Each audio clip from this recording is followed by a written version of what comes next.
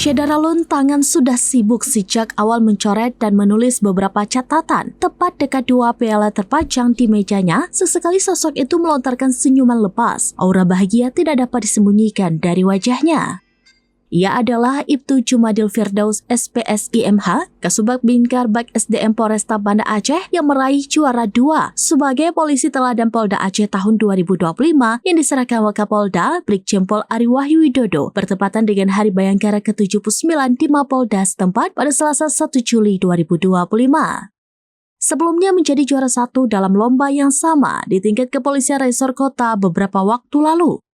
Lebih dari itu, penghargaan diberikan kepada Ibtu Jumadil atas pengabdiannya kepada masyarakat dengan mengajar di pesantren sejak tahun 2012 hingga sekarang.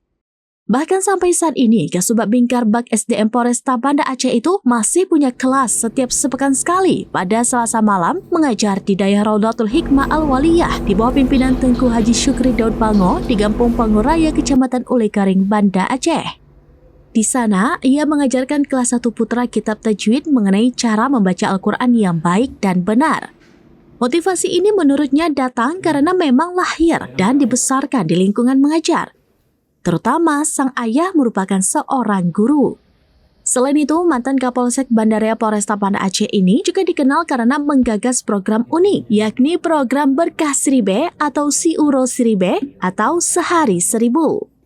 Program ini dilakukan setiap hari dengan cara menyumbangkan uang sehari 1.000 dimulai sejak Juni 2024 lalu. Selanjutnya, dana yang terkumpul disalurkan dalam bentuk bantuan sosial atau bansos berupa sembako dengan sasaran anak yatim dan masyarakat kurang mampu yang ada di wilayah hukum Polsek setempat. Oke, kenapa bisa mendapat penghargaan hari ini? Alhamdulillah, kami dipercayakan oleh pimpinan mendapatkan juara 2 Lomba Polisi Teladan Polda Aceh dikarenakan memang keaktifan kita selaku anggota Polri di masyarakat, kemudian kita juga ada berinovasi dalam hal ini menulis satu buku yang berjudul The Power of Poltaman, Polisi Taat dan Bermanfaat.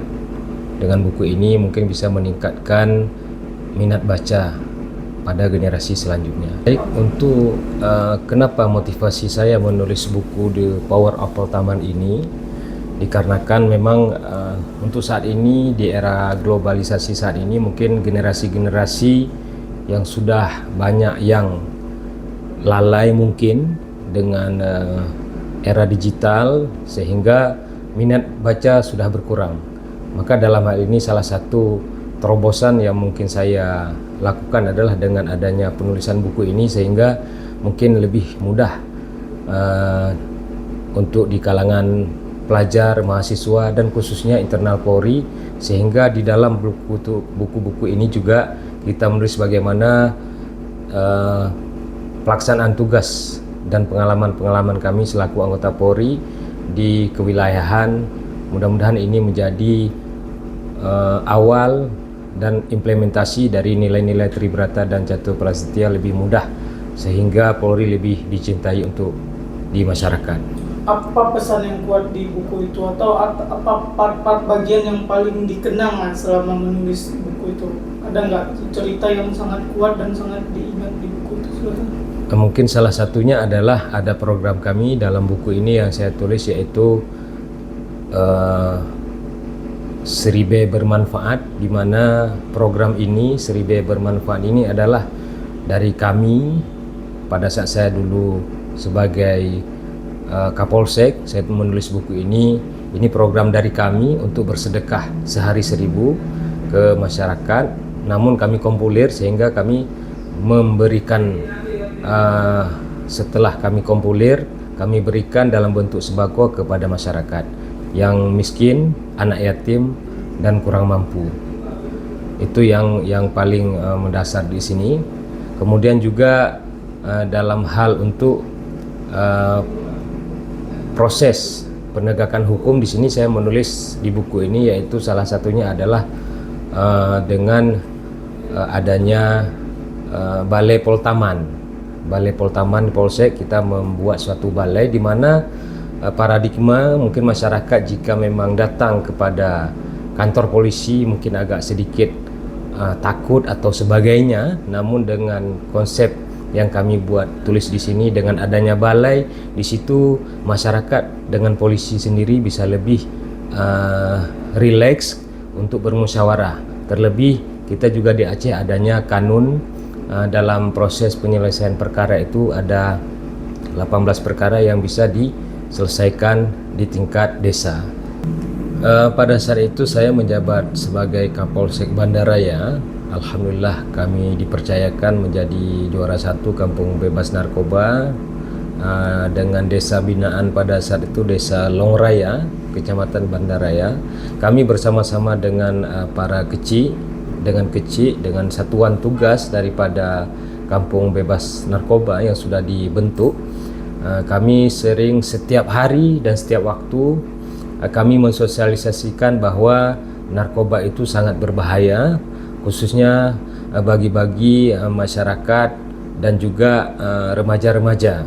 Jadi setiap hari kami berikan sosialisasi dan edukasi kepada masyarakat tentang bahaya narkoba di masyarakat. Dan kami juga bersama Satgas dari kampung bebas dari narkoba di Desa Longraya bersama-sama seiring sejalan sehingga alhamdulillah kami meminimalisir bagi terhadap laporan-laporan dari masyarakat terkait dengan adanya maupun adanya keterlibatan daripada warga dari narkoba. Ada nggak cerita-cerita yang diingat, mungkin ada salah satu orang pecandu tiba-tiba dia jadi yang paling taat akhirnya, atau ada hal-hal lain nggak yang paling diingat selama kampung narkoba kemarin sehingga bisa menjadi juara 1? Kebetulan pada saat itu alhamdulillah di Desa Longraya yang memang terpilih sebagai juara 1 kampung bebas dari narkoba tidak sampai dengan ke tahapan yang itu. Namun dengan adanya keaktifan daripada Satgas kampung bebas dari narkoba, kami dari pihak Polsek pada saat itu bersama dengan warga dan satuan tugas, alhamdulillah dengan adanya terus edukasi yang kita lakukan, tidak adanya dan tidak kita temukan daripada hal-hal yang dimaksud demikian. Memang pada awalnya saya menganggap tugas Polri ini hanya di kantor saja, namun seiring dengan berjalan waktu, saya memang pada saat itu sejak tahun 2012 saya juga mengajar di sebuah dayah atau pesantren di Pangoraya di Desa Ulekaring, di mana di sinilah saya lebih kepada keaktifan bermasyarakat, karena memang tugas Polri bukan hanya pada saat harian saja, namun juga ya di malam hari kami mengajarkan anak-anak mulai dari pelajaran tajwid, kemudian kitab-kitab kecil, supaya apa? Supaya kami juga mampu hadir di tengah-tengah masyarakat.